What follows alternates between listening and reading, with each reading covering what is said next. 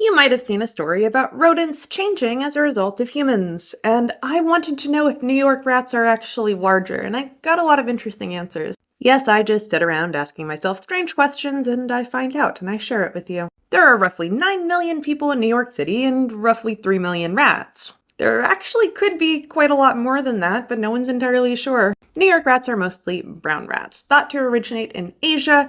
They've traveled all around the world thanks to humans traveling on boats.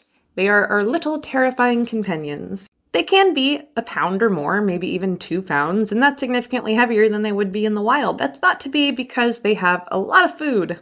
Normally, these guys would be running around a field somewhere, but instead they're eating our trash, and that can make them fat, just like us. I'm not totally sure why I have such a visceral reaction to these little guys. Personally, I think I just never got over the 1700s and the plague. And yeah, if you've ever been to New York, they are huge.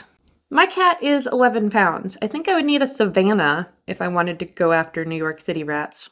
Granted, that is like a $12,000 cat, and I probably wouldn't set it on rodents. Now, we have found a lot of changes in animals that live close to humans. Rodents can have differently shaped skulls, swallows tend to have shorter wings as they fly around bridges and buildings. And of course, we know that dogs can digest more sugar than wolves who live outside because we keep feeding them. For rats, what we have found is that they're making more coagulant. They have genes that help make them immune to the pesticides we put out for them. So just poisoning them is not a great idea, in part because if another animal eats them, they can be poisoned too. Some have suggested using birth control for the city populations. Yes, they would put out pellets that have hormones that would effectively sterilize a rat and might reduce their populations. It's not that different than how we deal with, say, mosquitoes by releasing sterile males.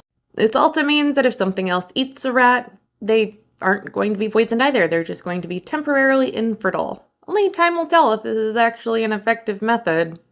Now, a lot of people do find rats adorable. I understand they make pretty good pets. They're relatively clean and quite intelligent. For me, I don't get it. I respect you if you like these guys, but they have been responsible for extinctions. We bring them along with us. They tend to eat native bird populations. And yes, I know that cats do too. Cats are an absolute disaster on the ecosystem. They should not be allowed outside. And I hope people aren't letting their rats roam around. That's usually not how they get here. I also asked myself the question, during COVID, were rats just running around looking for food that would normally be provided for them? People have reported during the isolation that they would see more wildlife, and that includes rats. I imagine they probably had some pretty serious disruptions to their food sources because they tend to follow people, and if all of a sudden people are not going into the city, that's a disruption. There's also a lot less noise, and we saw that for a lot of wildlife.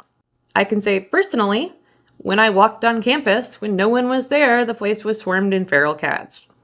There's actually a lot of pretty good environmental effects when people were indoors. We do know that nature can recover pretty quickly, but if anything were to happen to people, it would be absolute chaos for a while as the environment adjusts. What do you think? Is my fear of rats a little paranoid? Am I overblowing it? Because again, there was the whole losing half of Europe that one time. Granted, that was fleas, and I get that, but still.